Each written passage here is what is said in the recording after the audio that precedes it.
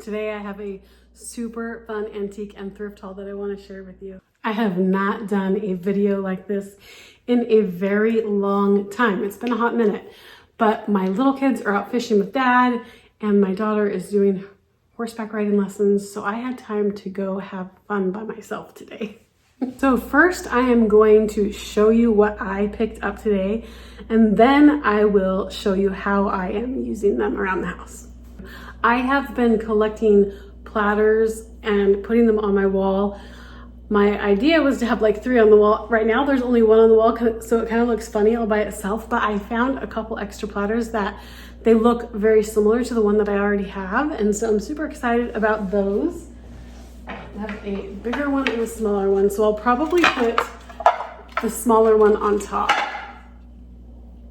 And then I have another one that's actually a little bit bigger than this, and it has a little bit, the blue on it's a little bit darker and it's got a little bit of gold on it too, but I think it's gonna look good together, and I'm gonna hang those in the dining room on the wall. I will show you that when I get that done. Okay, the next thing I got is one of these salt lights. Now I have stayed at a lot of Airbnbs. These are usually there. I don't know what they're actually used for. If you know what these are for, please tell me in the comments below. I just know that they are a nice subtle light, a really nice like night light, and kind of just like almost pink color that it glows. It's kind of like, it looks like a huge Himalayan pink salt rock. But if you know what these are actually for, like, I don't know if they purify the air, or I don't know, but I really like them. So I picked this one up and I'm super excited. I think I might put it in my little guy's room. We'll see. I'll definitely show you where I end up putting that. This is not an antique. It was actually at an antique shop though. It was only like 20 bucks, so I picked it up, but I think I'm gonna change the frame on it. I really like this picture, and I'm not sure where I'm gonna put it yet, but I will definitely show you that too. Okay, this is about a 1-gallon crock. I paid $30 for it. It's a little bit higher than you would just get at the thrift store, but I really love crocks. And this, I think I'm gonna put this on my kitchen counter. And I love using kitchen utensils. I love wood kitchen utensils. And I have needed more drawers in my kitchen. I really only have 6 drawers in my kitchen. One of them is full of hot pads, one of them is full of washcloths, one is full of my sourdough tools and my most favorite knives, and the other one has silverware in it. And I only have one big drawer that I put like cooking utensils and stuff in, and it's a huge mess. So I'm super excited to organize that with a crock. So I will put my kitchen utensils in here and serving spoons and stuff, and then put this on the counter probably by my KitchenAid. I'm super excited about these. These are very cute. I found these at the thrift store in Fayette, if you're local. But look at these cute serving spoons. My kitchen is blue and whites, and so I just thought that these are so cute. They have like a porcelain handle on them, if you can see that. And I need these, so I'm super excited to have. They're super cute. So those will go inside the crock. I have been collecting Liberty Blue plates and bowls for quite a while now. So if you've been following along with the channel, you know that I had collected those for Thanksgiving last year when my family all came. I'm still collecting them. In fact, I've decided, I think I'm just going to donate the white plates that I've had for years. They're great. I think they're Corning. I have a ton of these. They last forever. It's Corel. Corelware lasts forever, but it's not very pretty. And I have quite a few Liberty Blue plates and bowls now. So I'm thinking about donating these and the plates that go with them and just using the pretty stuff, which I'm really excited about, because when you serve your dinner on Liberty Blue plates, it just feels so much more intentional and beautiful, and I think actually your family might appreciate it a little bit more when you try to make it a little bit more beautiful. So I think I got like 5. I found 2 more Liberty Blue bowls, 5 more Liberty Blue plates. These are all different prices. So I got one for $2 because it had a little crack on the back. This one was $8 because there's nothing wrong with it, but I got 5 of them. They're all different prices. So that brings me to about 20 plates. I think that's a lot of plates. And I was so pleasantly surprised when I used these for Thanksgiving.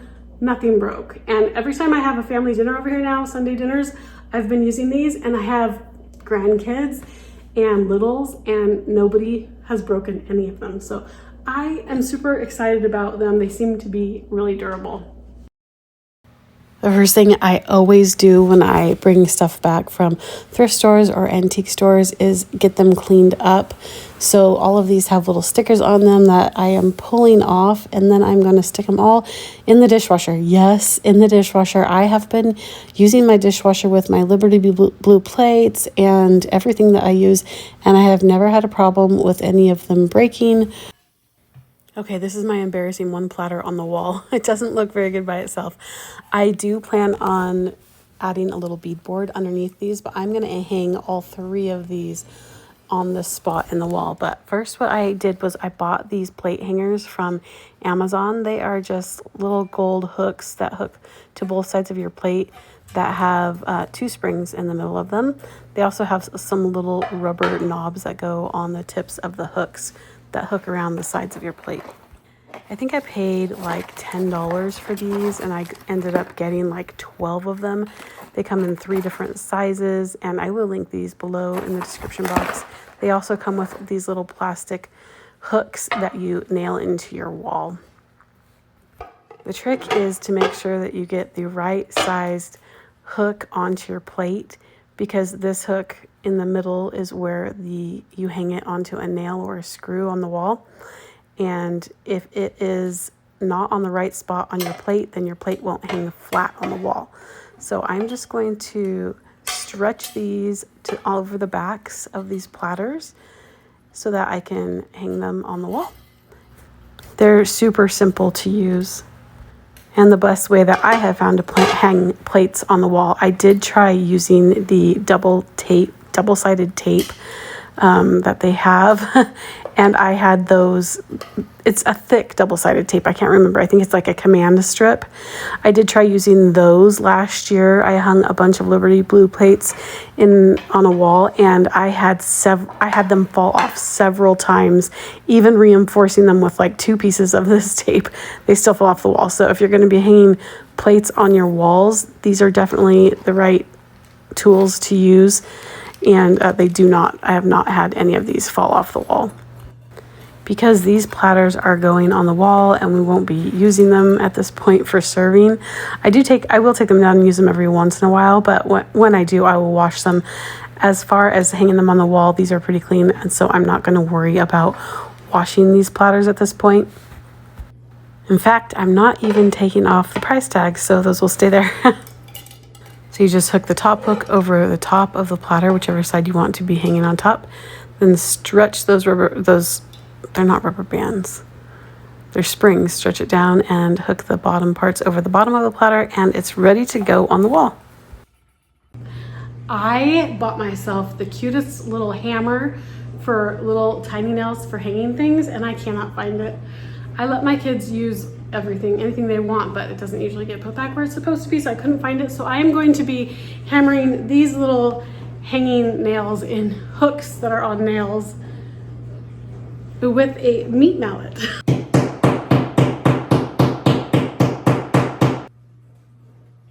It did take a bit for me to hammer those little hooks in using a meat cleaver, or whatever that's called, a meat pounder. But I did get these put in, and then it does take a little bit of time. I just did it by eye to make sure that I had those all straight up and down from each other and get those plates hung. And then I did end up hanging them all, and then ended up moving them all up a little bit because I felt like they were a little bit low. So I'm speeding this up for you, but I did do it by eye, and it's not exactly perfect, but I really love the way that these look on the wall. I love the bright white against the darker white of the color that I have on the wall, and the blues. It just really matches the kitchen beautifully. And I don't know what style of platters these are. If you know, tell me in the comments below, but I think that they are beautiful right here. I will continue to be changing this area in my kitchen. I'm going to be adding some beadboard underneath these platters on both sides of this window and underneath the window, and then I'm going to be adding curtains over the kitchen window and taking down those plates up there. But here's a closer look. They are just super beautiful. You can tell they look very similar to the one in the middle, but they're a little bit different. So I put the different one, the one that was not like the other two, in the middle. And I just think that these are beautiful. I love the look of these, and I will use these on the blog at farmhouseharvest.net when I am staging pictures of my sourdough bakes. Okay, on to my son's room. This little light that I showed you guys, the salt rock light, it is perfect. It's the perfect night light. So I'm putting this in his room, and I did hang that picture above his little bookshelf in here, and he was super excited when he got to see this. And I'm now giving you a little sneak peek of this little cottage that we have been renovating across the street from the church. If you're local, you're probably wondering what's been going on in this house. It was so bad when we bought it. It has taken months and months just to clean it up. But we added white kitchen cabinets in the kitchen, a new back door, front door. Everything in this house has been redone. The whole floor has this beautiful wood flooring, and this beautiful hutch is going in the kitchen on the side of the refrigerator.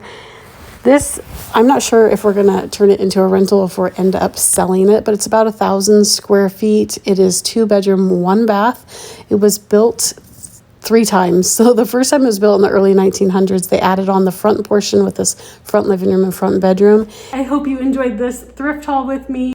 If you haven't subscribed yet, please do, and we'll see you next time.